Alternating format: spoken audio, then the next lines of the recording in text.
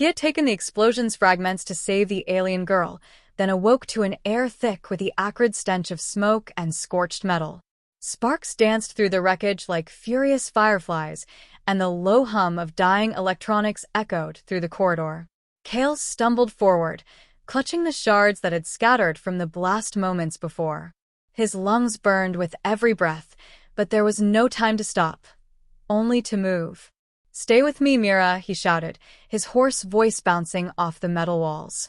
Mira, the alien girl with shimmering teal skin and eyes like molten silver, lay slumped against a shattered control panel. Her slender body was marked with deep cuts, and the faint glow along her veins flickered like a dying flame.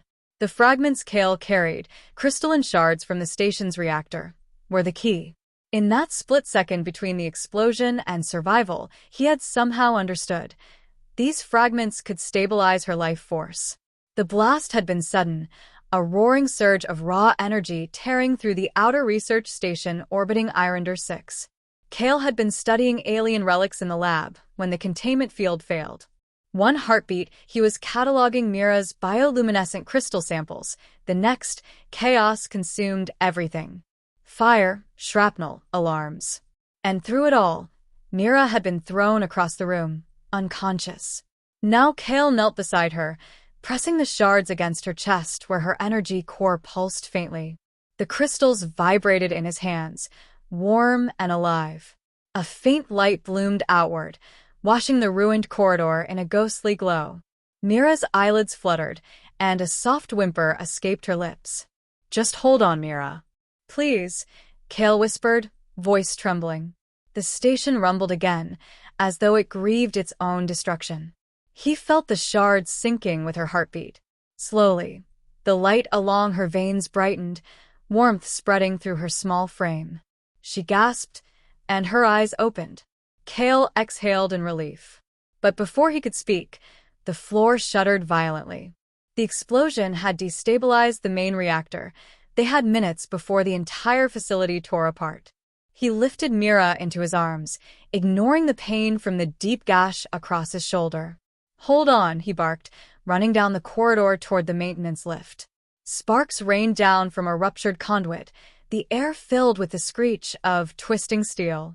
The lift was their only escape route, but its control panel flickered lifelessly. Kale slammed his fist against it. "Come on, work."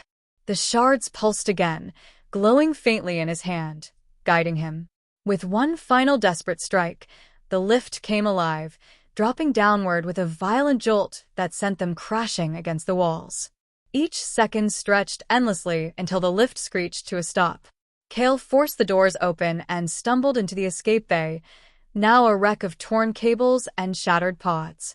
Only one pod remained intact. Dragging Mira toward it, he pressed her against the wall to shield her from falling debris. "Almost there," he muttered through clenched teeth. He jammed the glowing shards into the pod's power interface. The crystals hummed, syncing with the alien systems, and the hatch sealed tight. Kale hit the launch.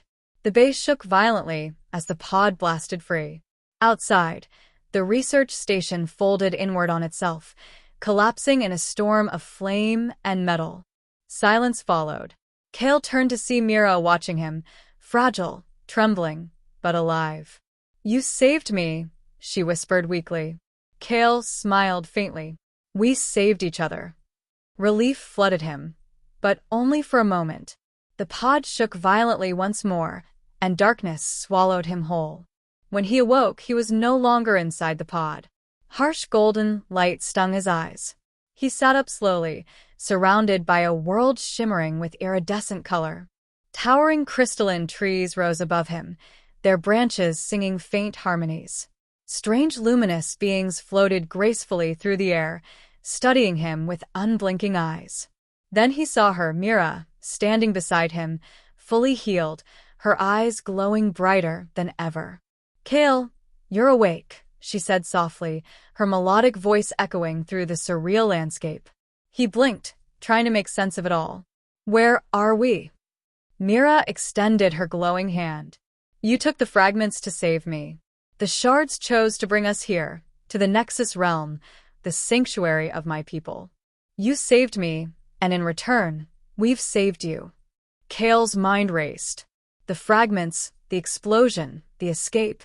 It hadn't been chance. The shards had transported them beyond known space, into a refuge no human had ever seen. Around him, rivers of light floated through the air. Silent crystal sentinels stood watch beneath a sky painted with impossible colors. And in that moment he understood.